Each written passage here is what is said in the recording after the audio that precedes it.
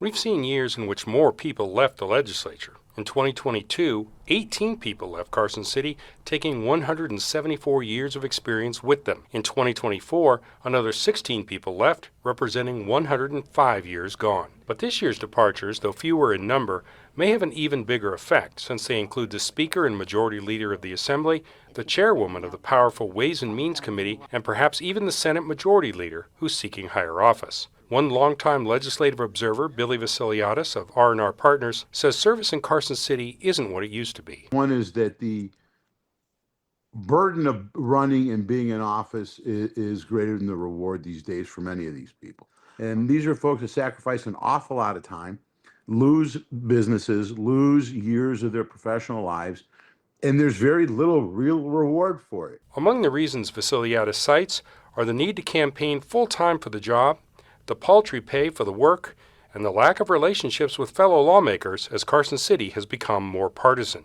UNLV political science professor David DeMoore has studied the legislature and adds the fact that most lawmakers have to travel a long way to get to Carson City, have to live away from home for months, and don't have the staff to help them do the job. And then I think the big question is, where does that power go? Right? If the legislature is being weakened because of turnover, it's already a very weak body relative to most other state legislatures. So where's that power going to go to? It's going to flow, of course, to the lobbyists.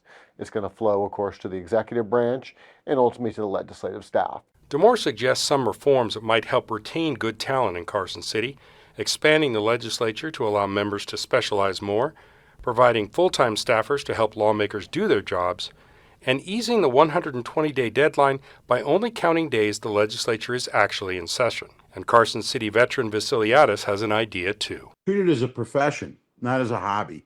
I mean, this legislature was formed a couple hundred years ago as a citizen legislature. Well, we have 3.5 million citizens that need to be represented now.